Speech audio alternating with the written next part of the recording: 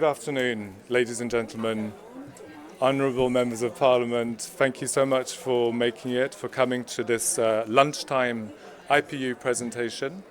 My name is Thomas Fitzsimons. I'm the Director of Communications for the Interparliamentary Union. I'd like to thank Malini Mary and thank Globe for giving us this opportunity to present our climate campaign, Parliaments for the Planet, and on this, the first parliamentary pavilion at the COP, which is great, and in itself is something to be celebrated that we're placing parliaments at the centre of the COP process. The IPU, as you probably know, is the global organisation of parliaments. We have membership up to 180 national parliaments, and we're open to all 46,000 parliamentarians in the world. At the IPU, we've been supporting parliaments and parliamentarians for over 134 years now, encouraging diplomacy, encouraging dialogue between different parliamentarians, but also facilitating the exchange of knowledge and good practice.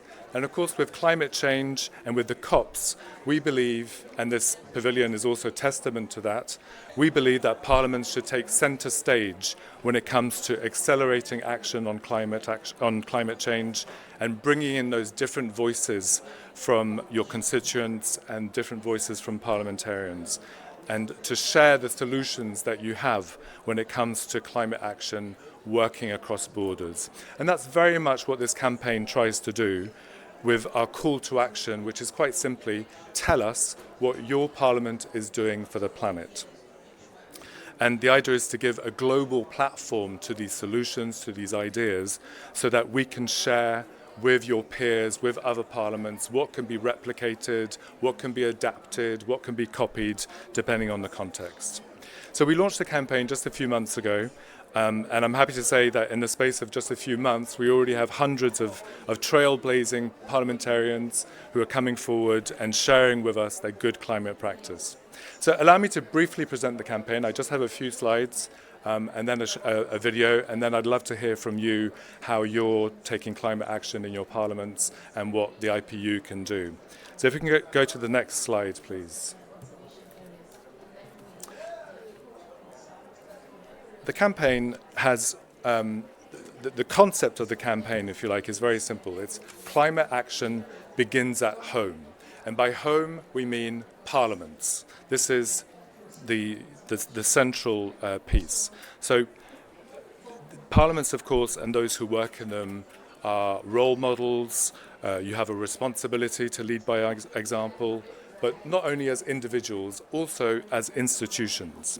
And so that's very much the concept behind the campaign. Two main objectives. Objective one, greening parliaments. How can parliaments themselves become greener institutions? And we're encouraging parliaments and parliamentarians to walk the talk, to show the steps they're taking to decarbonise, to show how they're switching to renewable energies, investing in electric vehicles, digitalising their operations, tracking their emissions. So lots of different ways, to mention just a few, of greening parliaments. The second objective is greening the planet. So this is the much bigger picture. This is the implementation of the Paris Agreement. This is why we're at COP. This is the objective is to find examples of great legislation. How are you holding your governments to account when it comes to the global stocktake? What has worked well in your country which could be replicated elsewhere? And also including the opposition. COP is very much about governments negotiating. By bringing in parliaments, you're bringing in the opposition. Next slide, please. Just a word on the audiences for the campaign. So we're targeting parliaments and all who work in them.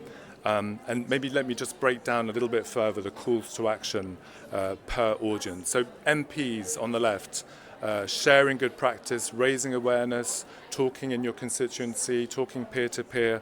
This is the call to action. Speakers have a leadership role, of course, so asking speakers to lead that action in their parliaments, to put in place a strategy. Secretaries General and staff who can also implement that strategy and make sure that there's a way to green the parliaments and that you're tracking progress on that. The next slide, please. So let me give you some of the examples that we've already gathered through this campaign. And I'm happy to say that we do have dozens of examples, interesting case studies from around the world, and very much with a kind of solutions focus. This is the IPU strategy, which is to really place solutions at the center and to come up with some good practice that we can share. So just a small section here, the European Parliament, for example, shared how they reduced their carbon emissions by lots of things that they put in place at the European Parliament. And they've managed to reduce their carbon emissions by 60% in the space of about 15 years. So we can see tangible benefits of the actions that they put in place. That's a big example. A smaller example, the Lithuania Parliament, they've just installed an electric vehicle charging station. Many parliaments are doing this. Australia has just announced the same thing, that they're also putting in place EVs. And then a word to our hosts, the United Arab Emirates. The FNC, the Federal National Council, is also a good example of a parliament which has gone completely paperless and digitalized all their operations. So that's an example closer to the home. So as you can see for the moment, many of the examples that we've got are linked to that first objective, greening parliaments. As we move forward with the campaign, we'd really be interested in hearing about the bigger solutions, the more important ways that people are implementing the Paris Agreement, the legislation, how are you holding your governments to account, putting them on to the heat on the Paris Agreement. So these are the kind of things that we would like to encourage through the campaign. Next slide, and then I can show you some of the examples that we've got. So lots of ways you can join the campaign. The first one is you can download, for example, a very handy guide called 10 Actions for Greener Parliaments, full of useful steps that you can take to decarbonise, to track emissions of a parliament, to move to electric vehicles or to reduce energy, water management. So lots of good tips for making a parliament greener. That's one tool. The second tool is we have this very extensive toolkit in English, French, Spanish and Arabic, and that's full of assets that you can use on social media. You can record yourself, what action you're taking on the climate, and then use a branded frame with the campaign, and then post it within the overall context of the campaign. And then lastly, we have dozens of video testimonials, which we're calling My Parliament, My Planet. And these are really interesting, short little snapshots of how MPs are addressing climate action. We have dozens from around the world with different perspectives of how climate change is affecting their country and then what steps they're taking to address that climate change. And this is helping us build up this compendium of great practice and solutions that we're putting in place. And I'll show you that compilation of videos that we have. Just before I do, this is the QR code. If you want to go onto the website and download some of those tools and solutions that I was telling you about. But here is a compilation of some of the videos that I was talking to you about. And then we'll open the floor.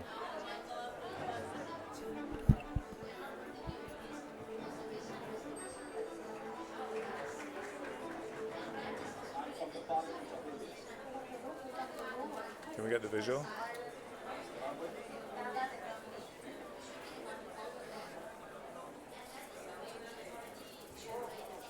Apologies for that. It's quite a heavy video, so sometimes it buffers when you try and download it. Let's try again.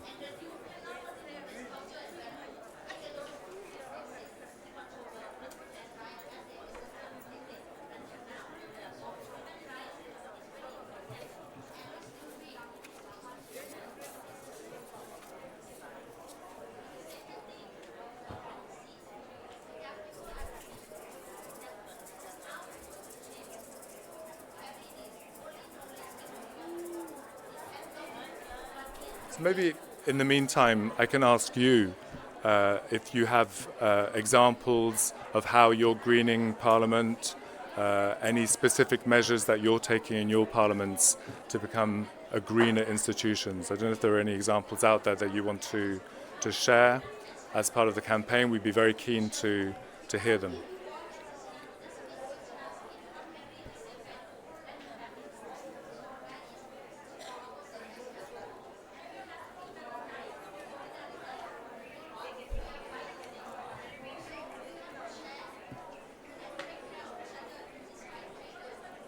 Any luck?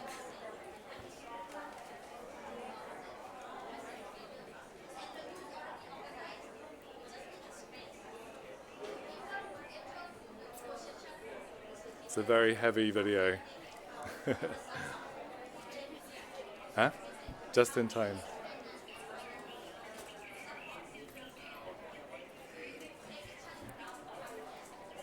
Maybe just whilst we're waiting for the video, here we go. Looks like we're almost there.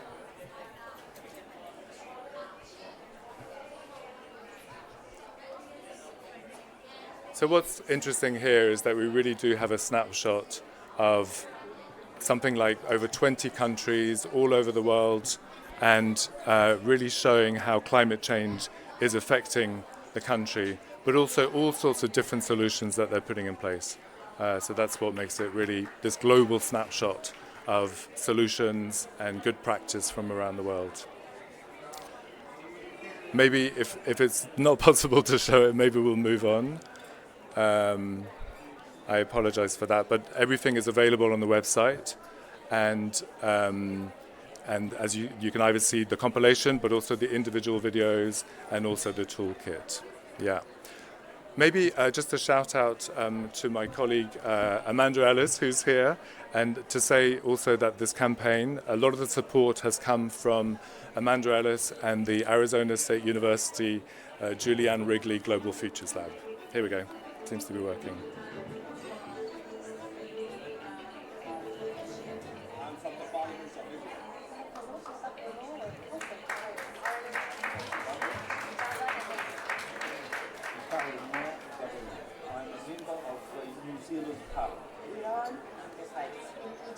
Député du Parlement mauricien, du République officielle.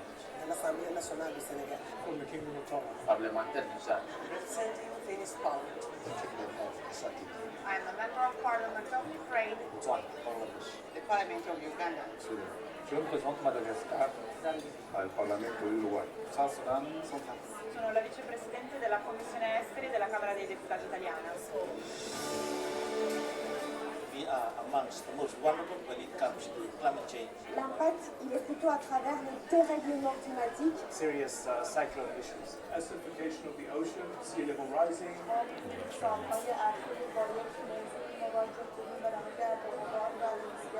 La mer monte chaque année de 2 à 6 cm. Ukraine's industry still produces many greenhouse gas emissions. Tormentas, lluvias, inundaciones o sequías.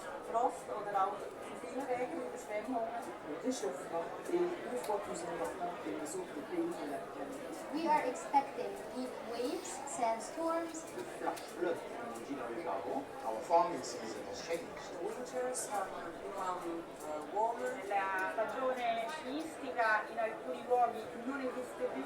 5 months without rain in our poor country like South Sudan, that is still emerging out of war. La détruit les champs, les plantes. Internal migration is happening rapidly. Over thousands and thousands of people from Turkana in Kenya, and also the people from the Kenyan side are now in Uganda looking for livelihoods and also pasture and water for their animals. The climate change is for real.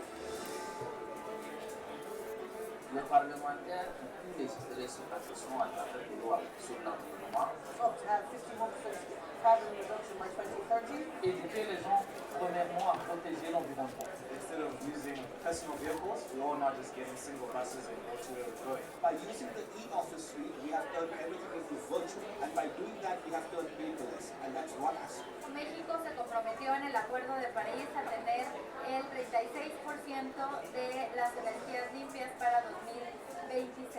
At the global level, Fiji was a past president of COP23. Nous avons une politique pour combattre l'érosion de nuages.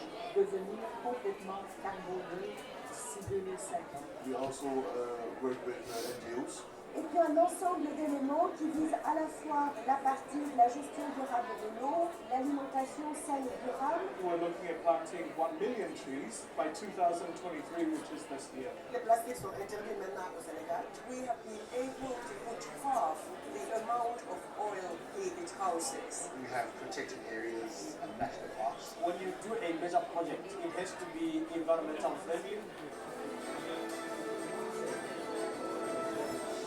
Parliaments play a key role as parliaments is where the discussion starts. Solo con una grande pianificazione, una grande volontà si possono evitare gli effetti peggiori del cambiamento climatico e adattarsi strada facendo. We hope that other parliamentarians around the world will take the same approach.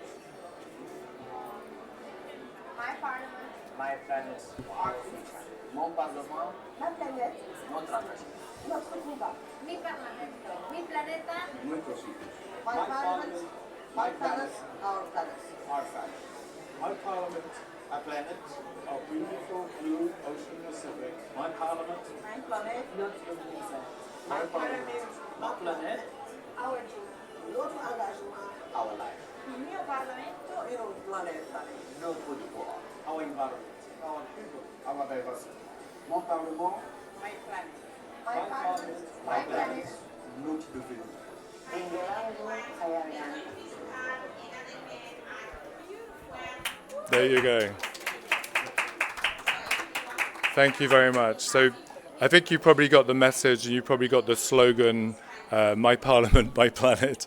I think we laboured that one. But also the slogan is in itself is interesting because My Parliament, it's My Parliament because either you work in it as an MP or as a member of staff or because you are represented by a parliamentarian in the world. So My Parliament and My Planet, of course, because we all share the same home. There you go. So that's just one example of one resource that we have, a compilation of all these different videos, all these different snapshots of climate change around the world and what parliaments can do about it. And as I said, we'd be delighted to hear more about how you're greening your parliaments and the bigger picture as well, how you're putting in place solutions on climate action to implement the Paris Agreement, feeding into the global stocktake. So please don't hesitate to contact us. IPU.org, all the material is there. If we have 5 minutes still, love to open it up to the floor, any questions, and maybe give my colleague Amanda Ellis as well some who can talk about some of the resources that we have available for parliamentarians.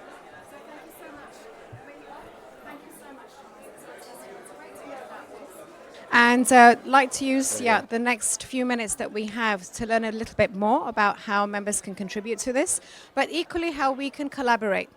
Because, of course, IPU launched this just a few months ago, and Globe has been involved on climate change, engaging parliamentarians, have many scores, hundreds of climate change champion parliamentarians across the world for more than 30 years. So the message that we are hearing loud and clear is the various different parliamentary networks need to get their act together and work collaboratively much more effectively because we have so many shared members. And Globe, of course, plays a unique role, a generous role, as the focal point within the UN system for parliamentarians. And would love to hear, Amanda, from you about the resource that you have produced. Just highlighting one of our members, the Westminster Foundation for Democracy. Actually, we have a global stocktake review with them, which is ongoing. So in the next few months, by March, we will be able to launch a report on how parliaments have been engaging in the global stocktake. So this is just one of a variety of resources and efforts. Commonwealth Parliamentary Association, another one, is also engaged in similar efforts to provide resources. So there's a lot out there. So Amanda, if I can hand the mic to you, come to the front over here, please. And we can learn from you about what you're doing at ASU and how we can collaborate much more effectively. Thank you so much, Malini, and thank you for the incredible role you've played over so many years, and also as a woman champion for climate, because we know that women are the majority of those impacted, and when there are women involved with male counterparts and allies, that we end up with better outcomes. So thank you to all of the wonderful people who are here. Thank you, Thomas, for your incredible leadership. We are playing a very small role, but delighted to be bringing together university resources. So there's 3 tools that we have which we hope will be very useful to your networks. The first one has been working in partnership with Climate Trace, tracking real-time atmospheric climate emissions, and that is funded by Al Gore and John Doerr, the original Google investor. It's using AI and big data. We're part of a consortium through our Global Airborne Observatory of 100 different research agencies that are capturing emissions right down to the facility level. You need to look at it on a computer to really get the granularity, but it means for all of you as parliamentarians, you will be able to go and see in your country what is the top emitting facility. I'm from New Zealand, and I discovered that there were 2 privately operating coal plants being run by Fonterra. This is an amazing tool that measures methane at point source, CO2, nitrous oxide. Such a powerful tool for you as parliamentarians to be able to see where are the majority of emissions coming from, how can you make decisions about which polluting plants to shut down first. So first one. Second one, with the London School of Economics, they have now ingested climate laws with the help of the UNFCCC, so climate laws and policies, now I think around 5,000. And that enables you to search both by country and by topic. So if you're interested, say, in deforestation, you can go on the website, check that out, and see what laws there are in other countries. What's worked, what hasn't. So that can also help you as very busy parliamentarians with a race to the top. And then third, we're working on a tool with MIT, En-ROADS, and in partnership with the World Bank, which is now that they have a mandate of eliminating poverty on a livable planet, which is huge because it means climate is now part of the World Bank's mandate. So they are doing climate change development reports, and we are wanting to help MIT ingest those so that at a country level, you as parliamentarians can actually play with a simulator tool and figure out where do you get most impact and most cost savings. So that one is in train. It's already a global tool that we can show you and you can use, but to make it really useful, we want to be able to have it granular at the country level. So just 3 climate action tools that we're working on. And just to close, we have a series of very short videos because our Parliamentary Advisory Committee has said 90 seconds to 2 minutes, 90 seconds to 2 seconds on the basics of climate science, which I certainly have needed a lot of help on. I didn't understand methane was 85 times more potent than CO2 over a 10 to 15 year period, which means it's really, really, really important. So as someone who didn't study science for long at school, Malini's much cleverer than me on this, it's been very useful for me to have those short tools, and then just transitions and the private sector action, which we're doing in partnership with KITE Climate School. Thank you so much. Fantastic. Thank you so much, Amanda, for sharing those resources. I'm also really pleased that we've got so much in commonality. So you mentioned Climate Trace. I first learnt about it at the IPU Summit last year. And I know, yeah, indeed, and we're going to learn more about phase 2 tomorrow at the parliamentary meeting. So we're also, of course, in contact with Al Gore, because as the co-founder with John Kerry of Globe International, so we're very keen to promote through the wider parliamentary family understanding and application of the climate source, the data that it's releasing. You also mentioned this fantastic catalogue that there is of climate change laws and policies across the world at the LSE Grantham Research Institute. So for those who've been with Globe for more than a few years, you'll know fully well that that itself is based on Globe's long-standing work since 2010, where we produced the first Globe Climate Legislators study. So every year we would come out, and I think my last one was in 2016, and then that migrated to the LSE Grantham Research Institute. So this is a wonderful convergence point which is happening now. But as you said, and of course with this new campaign, there are so many myriad of ways in which members of parliament can get involved, and increasingly we're collaborating together. So thank you very much. Any last words from you, Thomas, ahead of tomorrow and the first ever Parliament Day at a COP? No, that's great news, and just to say thank you. I don't think this is working very well, but thank you for your hospitality. Thank you for giving us the opportunity to present our campaign. Very keen to hear more about what you're doing. Perhaps some of you will be coming to our event, which I think is just next door. I just managed to identify where it is, at the Connect Conference Centre in the Green Zone.